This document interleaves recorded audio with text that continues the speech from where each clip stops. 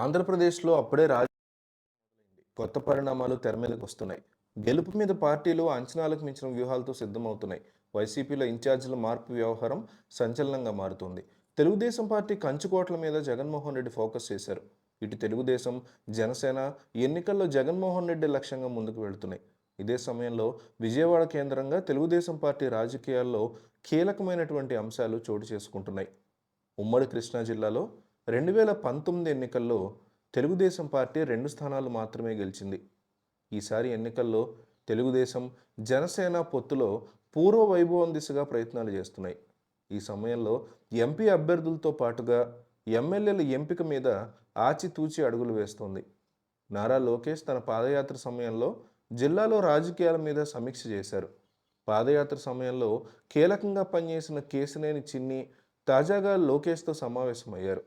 ఆ సమయంలో ఎన్టీఆర్ జిల్లా పార్లమెంటు పరిధిలోని నియోజకవర్గాల్లో జరుగుతున్న కార్యక్రమాలు, పార్టీ పరిస్థితి గురించి చర్చ జరిగింది. వైసీపీ నుంచి అభ్యర్థుల ఎంపిక, నియోజకవర్గాల్లో ప్రభావం మీద చర్చించినట్టుగా తెలుస్తోంది. జనసేనతో పొత్తులో భాగంగా క్షేత్రస్థాయిలో రెండు పార్టీల మధ్య సమన్వయం గురించి లోకేష్ ఆరా తీసినట్టు సమాచారం. ఇదే సమయంలో చిన్ని తన ట్రస్ట్ ద్వారా పార్లమెంట్ పరిధిలో నిర్వహిస్తున్న సేవా కార్యక్రమాల్ని లోకేష్ అభినందించారు. మరింతగా పార్టీ ట్రస్ట్ ద్వారా కార్యక్రమాలు నిర్వహించాలని సూచించారు. విజయవాడ ఎంపీగా కేశినేని చిన్ని పేరు పరిశీలనలో ఉందనే ప్రచారం వేళ ఈ భేటీలో మరింత స్పష్టత వచ్చినట్టు విశ్వసనీయ సమాచారం. వచ్చే ఎన్నికల్లో సీటు మీద చిన్నీకి లోకేష్ సంకేతాలు ఇచ్చినట్టు తెలుస్తోంది. విజయవాడలో పార్టీలోని పరిస్థితులు, గెలిపే లక్ష్యంగా అమలు చేయాల్సిన కార్యక్రమాల మీద ఇద్దరి మధ్య చర్చ జరిగింది.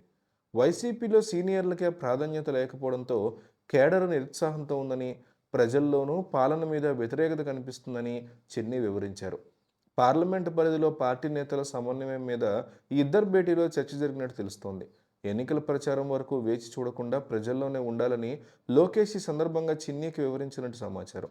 చంద్రబాబు జిల్లాల పర్యటన ప్రారంభమవుతున్న వేళ విజయవాడలోనూ నేతలతో సమావేశం ఉంటుందని చెప్పుకొచ్చారు. పార్టీ నేతలతో పాటు జనసేన నేతలు సమన్వయం చేసుకుంటూ ముందుకు వెళ్లాలని లోకేష్ సూచించారు. దీంతో తెలుగుదేశం పార్టీలో సీట్ల మీద అధినాయకత్వం ఒక స్పష్టతకు వచ్చినట్టు తెలుస్తుంది.